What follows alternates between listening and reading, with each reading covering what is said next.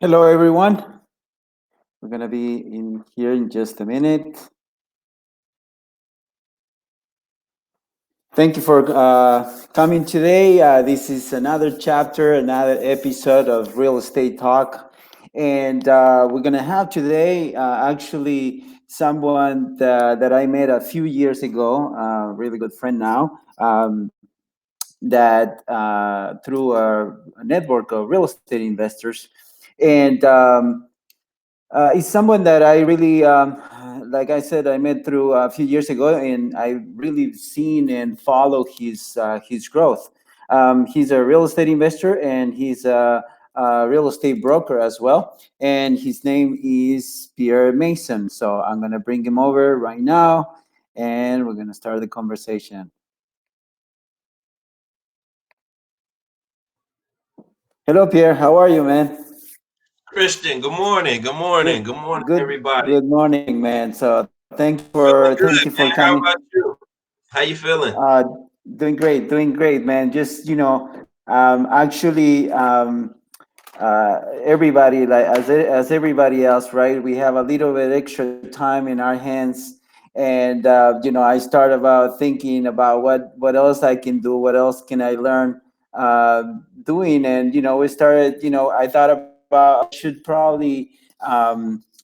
Talk to some of my friends in the real estate world and financings, just to see how they're doing. What have they been doing the last few weeks? What are they thinking to do in the following weeks, and just kind of see how overall how you doing and how you've been coping with the quarantine, with your business and everything else. So that way we can. Help some of the other realtors and investors in our area, just to give them a little bit of a different perspective of how we're doing with everything, right? Right, right. Absolutely, absolutely. So Well, you know, to be quite honest with you, this isn't my first go on the rodeo, and right. it's not a lot of listeners' first time either. I don't know if they're aware of it or not.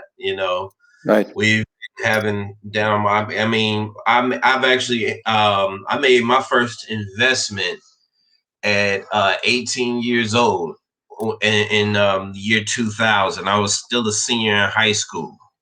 Um, Right.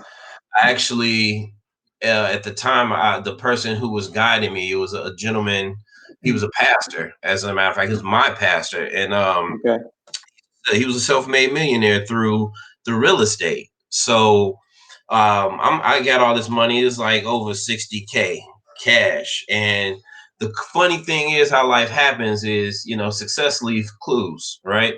So I had a brother who was in the same situation, and he had got a settlement as well, right? So obviously he's my older brother. So, when he got his money, I saw him, getting things that were more liabilities than assets, right? Cars, clothes, going out, etc. Right. Right. So Right. I decided to put my money in the mutual funds, stock market. Now this was 2000. I'm only 38 years old, minus the gray. I'm only 38. So this was like 2000. And that was during the time where they had a big, it was like a dot-com bubble, big tech Right. bubble. And I Right. was 8 years old. So when you're 18, you invest aggressively. So I had a lot of my money in tech funds. I didn't know what the heck I was doing. I was just listening to the fund manager. Okay. So lo and behold, I go away to college. By the time I graduate college, all of that money had tanked due to a downturn in the market, due Right. to the same thing that we faced in 2008, and the same thing that we're going to potentially face for this pandemic right now, COVID-19. The market works like a clock. It always corrects itself, but it definitely has its downturns. And in these types of markets, millionaires can be made. A lot of wealth can be made. There's a lot of opportunities if you know what you're doing. I Absolutely. learned, unfortunately, by trial and error. I learned by making mistakes and losing money. So right now, my mission is to empower other investors with creating cash flow creatively, so they can have the time to live a fulfilled life, or live and go after what their true purpose is, and not have to focus on, if the money's coming in, if the checks are coming in every month. Absolutely, absolutely. So, and obviously that is great that you just jump right into your experience on the in the last on the last crash and everything, because that's how I actually got into as well. I was in the 2000s. I was more involved with in the financing side of real estate, doing mortgages and loans for investors as well at that time. So absolutely, yeah, that's something that my first, I was just getting into real estate as well when the 2001 um, crisis happened, right, with the New York towers and everything. But we were just getting off the dot-com crisis, right, when 2001 happened. Um, and obviously, I was kind of young and I was just starting in real estate, so it really didn't affect me as much at that time. But then I went through the 2008 era that really changed the way that I was doing things, the way that um, it kind of really brings you back to the ground, right, where you start appreciating different things and say, well, am I being doing well, and what I'm doing wrong. And one of the things that I think personally that I did wrong, or that I wasn't doing, I will say, while I was in real estate back in the years, the 2000 time, was that I didn't learn much about marketing. I wasn't doing much of a marketing at that time. There was an abundance of deals. There was an abundance of clients at that time. So obviously, honestly, I didn't even really need any any marketing, because my business was built out of referrals, right? And I never learned about doing marketing. So when the 2008 hit, that kind of really affect me, because my referral business kind of stopped at that point, right? So, and that's one of the things that I started learning, on top of learning how to invest more. That was another thing that I didn't take advantage on that area, on the boom, on the bubble, right, on the real estate bubble at that time. I didn't take advantage of that, even though I was doing in the middle of that, right? And I could see, I have friends that were flipping properties and everything, but I was concentrated on my business at that time, and I didn't pay attention to that. So, but obviously after the 2008, that's when we learn about. So I think that this crisis is going to help a lot of people to kind of reset, right, and kind of start looking for different things, whether it's real estate or it's something else, to to start learning other things to do, and or to do the same things that we're doing, but just differently, right? Right. And you know what, Christian, when they say hindsight is 2020, right? Looking back and comparison to now, the beautiful thing about the times that we're in right now is we're locked in, we're shut in, we have time Right. to plan, strategize, research, incorporate. You know what I mean? Like, now is the time that we should be good stewards over, our dreams and what it is that's inside of us that we want to birth and bring forth. Um, Yeah. I mean, Absolutely. 2001, I was a sophomore in college. I remember when those planes hit the tower. I was in Hmm. Florida at the Yeah. time, and in 2008, I was actually living in New York, and I let my licenses go because right after I graduated college, I became a financial planner. I was doing mortgages as well, mortgages, life Right. insurance, and mutual funds because I lost all my money during that downturn, right? I invested in 2000, 9/11 happens the next year. You have the tech bubble. So it was a downturn. It was, the market wasn't doing so well. So I lost a lot of money. And Right. that put the fire in me to pretty much never just hand over my future. And when I talk about my future, I'm talking about my nest egg, what I'm putting away and storing away for my later years. Never just hand that over to somebody and say, here, blindly, yeah, you know go live my life for me, go make my decisions for my family and for my future generations. So I started really, the passion and the hunger to learn about real estate investing was inside of me because I Right. knew those were the tools of wealth. There's certain tools wealthy people utilize. This, again, success leaves clues, right? So I'm doing my research. I had a personal finance professor at Bethune-Cookman in Daytona Beach, Florida. That's the college I went to. He was a self-made millionaire, and he used to just buy up businesses and put his money in real estate. And he again, he kind of encouraged me to go and get my real estate license in Florida. So I took the class. I began to buy all of these real estate investing, from Dean Mhm. Graziowski to Carl. I bought Right. it, and I was trying to Right. figure this thing out. But the thing about it was, every time you would go to one of those workshops or something, it'll be there for a weekend and they're gone, and you have all these questions, right? Right. Right. So Absolutely. that kind of led me to when I met you. I when I Yeah. first met you, man, you were flipping.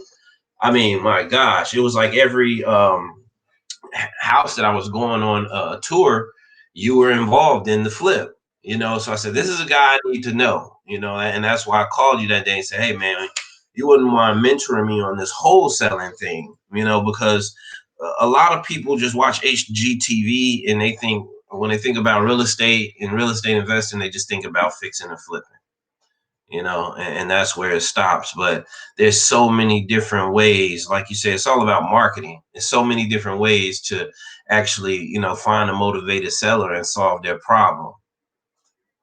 Right. No, So, absolutely. And the idea was that, we take that time, after 2008, it was a time that,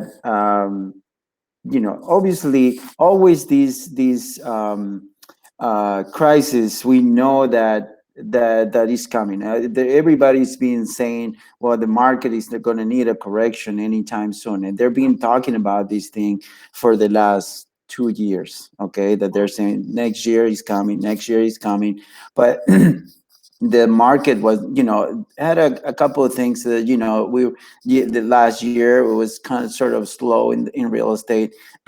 But at the same time, um, the crisis that everybody was expecting wasn't coming, and it came from, a different direction that nobody was even thinking about, right? So everybody was looking at the market and different thing, real estate, where is it coming from, right? right, So and I think that, the same thing that happened in 2008. um, we both were, in the industry, in the mortgage industry and all that stuff. And even though we were in there, I wasn't looking at the news per se, or wasn't paying attention to what was going on inside of the real estate. And I didn't expect the economy to crash the way that it did in 2008, right? So I wasn't prepared for that, right? And at the same time, it was sort of my first rodeo per se on a crisis like that, where, I was already, um, I already had my business and everything. So I really took the time after that to say, well, what is it that I really want to do? What is it that I want to to um, continue doing. And I think that I really liked real estate. I love doing real estate, and that's when I found this group of investors that was local, and I was able to start learning about that. But the thing is that I was always the type of guy that I like to learn and then take action, or take apply what I learned right away. So I was able to get going right away. And one of the things that I don't know, I wanted to talk to you about today too, is that I think that I see that a lot of people, since for everything that has been going on in real estate investing in the last 10 years, I think that people now, a lot more people are more aware of real estate investing than what it was before, right? So because obviously now through social media and everything, everything is more up there, right? So we can have more information about everything that is going on out there. So obviously, in the last 10 years, with everything that was going on in real estate investing, I see that people are more aware of it. They wanna do it. They want to jump on it, and but at the same time, one of the things that I saw back in 2008, and I don't know if you agree with this, but it was that during the 2008, even though it was a big turn down on the economy, properties didn't go down in value right away. You know what I mean? So properties went down in value the following year, and the following year, and the following year. So, and they didn't touch bottom until 2011, right? So, and Yeah. now you can go back and see that. Before, right when we were right there, we didn't know what was going to happen next month or next year. So now we can go back and see it, that and that data, right? And and that's one of the things that I've been talking to some of the people, just to be careful on that jumping right now. Right now, we're still in the middle of the crisis. So obviously, we have to see how everything is gonna get restarted out there, and how they're gonna um, be able to get back to normal, and be able to all the sales get back on track, and see how the prices are gonna behave, right? The real estate prices. And the biggest thing about it is, what the lenders are going to be doing, in terms of the criteria they're going to set. Mhm. And being that a lot of people are experiencing, like, unemployment is like what, some crazy number right Right. now. Mhm. So that means when a lot of people lose their jobs, then bills can't get paid. All right. And when bills can't get paid, certain things have to get let go. And a lot of Mhm. times your most expensive bill is your cost of living, your Mhm. mortgage. So there's Mhm. probably a lot of people that are in pre-foreclosure right now as we speak. Absolutely. And I would encourage them to reach out to me. Reach out, let's connect, and let's get ahead of this thing before things get a little bit out of hand for you and it Right. gets into foreclosure. All Well, right, I you get think that I think your that back. the banks, at least they learn a little bit from the last crisis too. I think, which is they reacted right away, and they came out. I don't know if it was the government or the banks that came out with the idea, but at least they started helping people right away, and they Yeah, didn't wait very until the people were in a lot of trouble to get try to get the handle of it, which that's what happened back in 2008. uh, um, they didn't help homeowners at that time. They just let everybody go into foreclosure. They were like, just let them go. Instead of, I mean, that probably would have been something different. If Well, I don't think that they were prepared also to for the amount of foreclosures at that time. So obviously it took him a little while. It took him, I think, over a year to kind of get everything back together and kind of get it kind of straighten out the process and everything. And also to have enough people to be on the phone and help the people that go through the process that they went that time.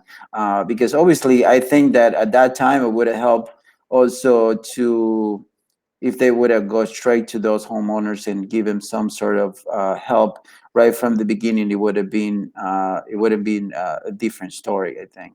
So uh, Absolutely. And you know, back in those days, you also have about the type of loan. There were a lot of shady, as you know, stated income loans, and right, just yeah, people really weren't in the position to, you know, manage everything that was on their plate, just because it was just so easy to get financing. Right now, I think that we learn, and we're gonna learn from this pandemic. We're gonna learn. We're not gonna. yeah, The best thing I would say right now, and what I'm doing is I'm being proactive. I don't want to be reactive. absolutely. So yeah, it's all about figuring out, where you fit into this thing, what opportunities exist for you in alignment with what you like doing, right? Because Hmm. just because it makes money doesn't mean you're gonna like doing it. Absolutely. So figuring out, where am I in the spectrum? What type of investor am I? What's my investor identity? Um, I, I actually do mastermind coaches. I just finished up some late last night, Okay. with a young lady who's actually, she's on the show. I can see. Um, and what we really do is we kind of dig down. All right. I was an advisor at DeVry University for 5 years. Okay. So, cool thing about experience is you can kind of, you cross learn, or you're able to transfer your skills. So what I do is I kind of extract what those skill sets are based on jobs, or that people had that they really enjoyed, so we can discover what it is that you really like doing, and we figure out what aspect of real estate investing kind of matches up with that. So it's helping people figure out, okay, let's compress this learning curve, if we will, so we can kind of figure out where we want to get in on this thing, and then be proactive, get the ball moving. So, that's one of the things that I've been doing. But like you're saying, I just hung my license with Caldwell Banker, 47th and Lake Park, because in Chicago, Illinois. Um, and my managing broker is Natalie Carpenter.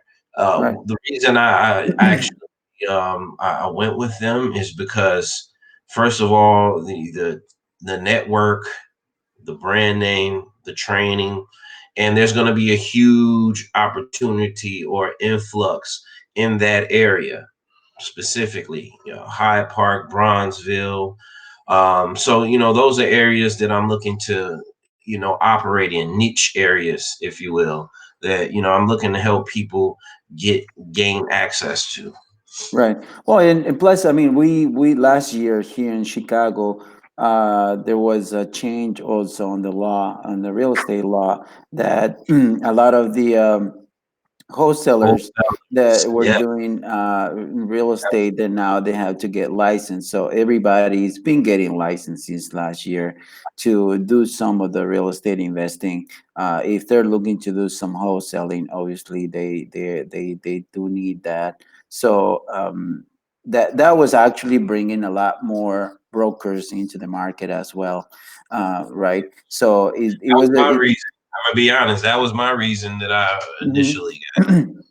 Right. Yeah, yeah. We all needed to do it. So obviously, everybody's been is been working on that, and yeah, that's also bringing extra possibilities too. Because I mean, at the same time, um, even though you're doing other type of investments, having the license allows you to do a couple other things that you wouldn't been able to do before. And obviously, at the same time, now we're going to be able to help some of these people that are going into foreclosure.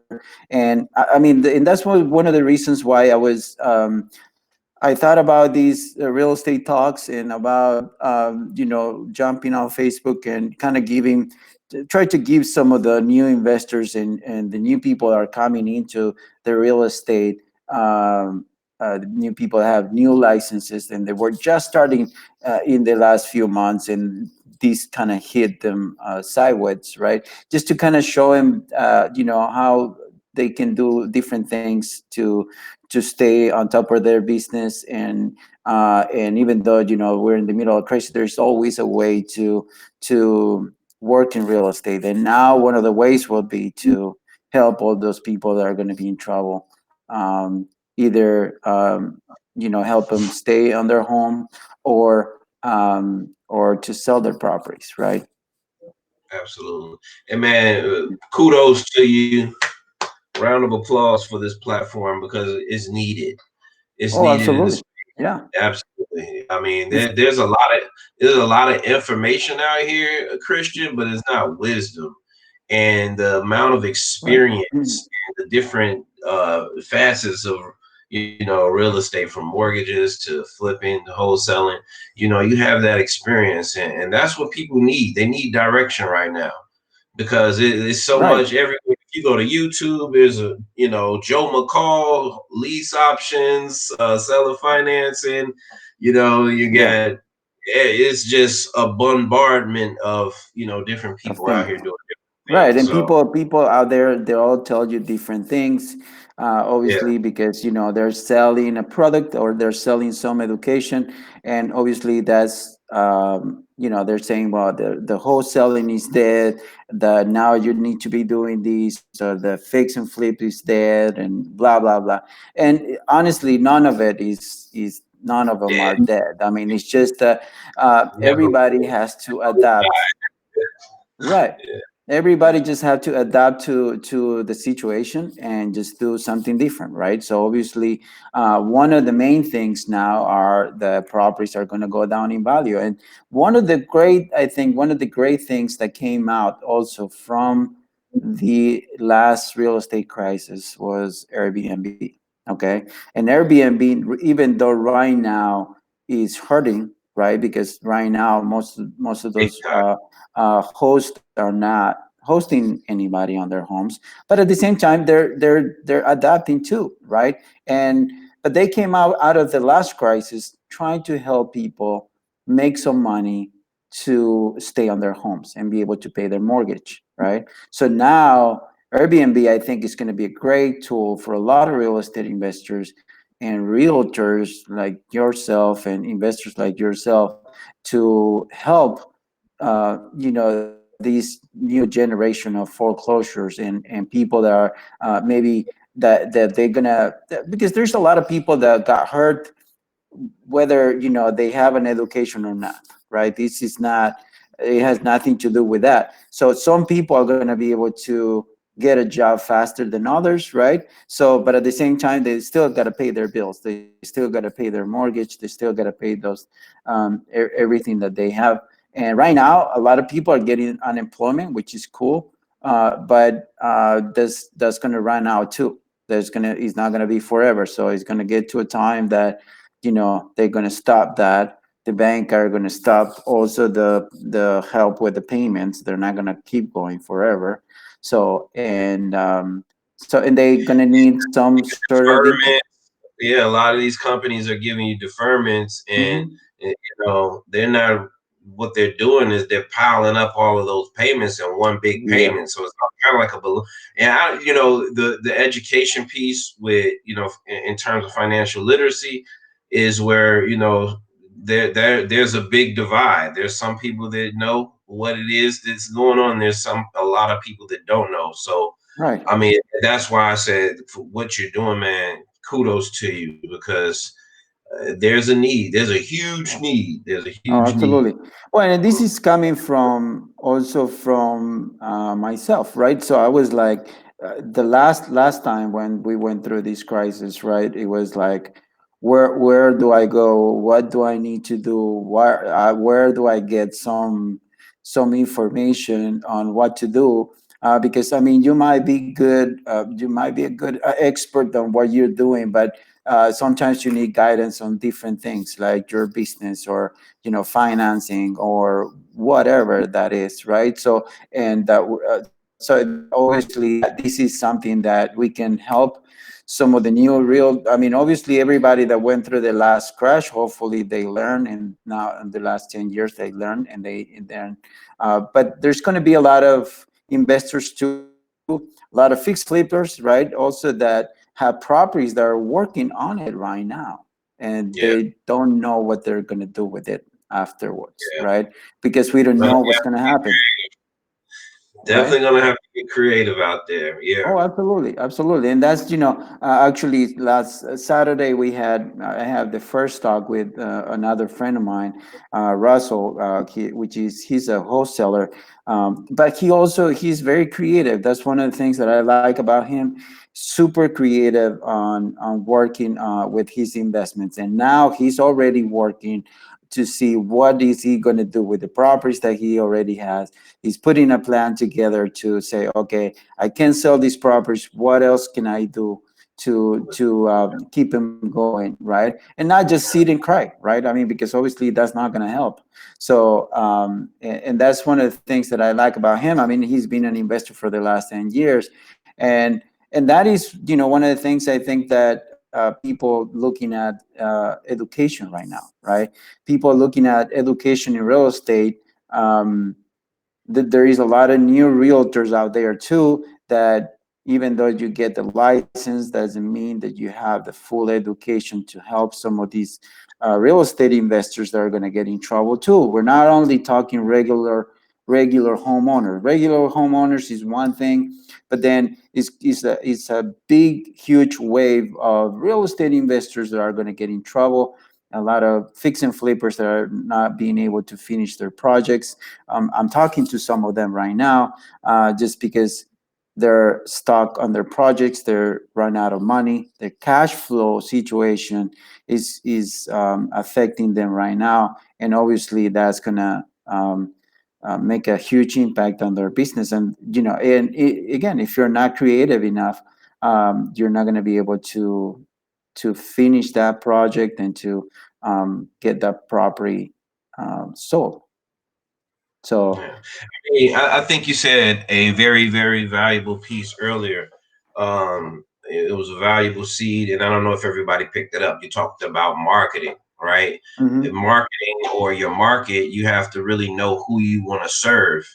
And right now, during this pandemic, everybody's shut down with the exception of your essential workers. Right. So, speaking to the Airbnb, right? Those people, a lot of those people feel like, man, I'm in trouble. What do I do? No one's Mhm. vacationing, no one's traveling. Well, guess what? The nurses are out there, the doctors out there. There are people who are working like Right. tirelessly. Maybe you can turn your Airbnb into an essential worker only and focus it towards those people, those nurses and doctors, and make sure you get it sterilized. You want to make sure that you fit, all the standards and the criteria. But, just an example of thinking about offering a solution to a problem. You have to Right. be able to think outside the box. Yeah, you just have to think, okay, which other way can we make this work, right? Which other way we can have this property rented? Which other way can we make income with this property, just to at least pay the bills of the property, right? And yeah, I mean, there's not only doctors and nurses, but at the same time, there's people out there that some what I've heard some of the people renting the properties on a month to month basis. To some people that are quarantined themselves, and they don't want to get, or they can't get back to their family for some time. Or there is a lot of other people right now that are still working, they're still traveling, not for fun, but just for business, or for and some of the things that they need to get done in the health industry, and some of the people also that transport food and all the essential necessities out there. So yeah, so definitely there's just something that they just gotta look. And I think that now there is a lot of information online. It's just that they gotta make sure that they look at the right place and educate themselves on how to, how to adapt on that new situation, right? Absolutely. So, and Absolutely. tell me a little bit about the your mastermind, Pierre, and how you helping people with that. Okay.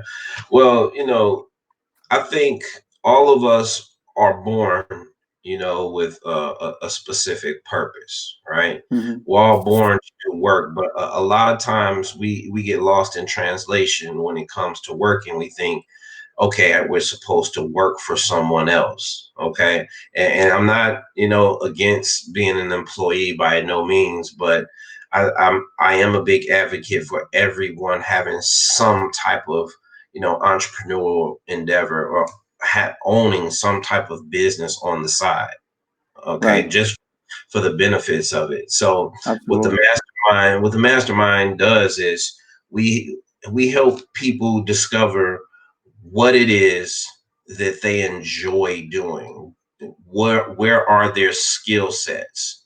Okay. What is it based on their experience that translates to the business in mind that they're looking to get into, specifically in real estate? What aspect of real estate investing would they be, most successful at based on, their strengths? So Okay. we do what's called a SWOT analysis: strength, weakness, opportunities, and threats. And we just kind of dive down and dig deep into what it is that they want to do. From there, we go over how to structure their entity, get it set up, because now we're taking massive action towards becoming what it is that you want to become. Okay, so Right. first set, discovery of identity. The second step is implementation, and then from there we break it the second half into going and diving deep into the strategy that best suits or best fits you. Okay, Okay. That's we know awesome. there's a lot of ways to acquire a property, but there's really only, four ways to get paid to exit out Right. of it. Okay, Hmm. so where in that quadrant do you fit? The wholesale, fixer, rehab, or buy and hold, uh, lease options, those things of that nature. So we find, help you get in where you fit in and get you immersed into some training, some education, get you some scripts going, give you some strategies so you can start taking action that day, massive action. Okay, absolutely. That's great. Well, I mean, we're going to give some of these people, everyone that is watching and everyone that will watch this later, we're going to give them your information so that way they can get in touch with you. And maybe if they, they're looking for, just to learn a little bit more on how to, you know, um, either start or continue or learning different things for their real estate. Okay, so I'm going to put your slide and then I'm going to let you give people your information. Okay. Okay, cool beans. Let me get out of here. um,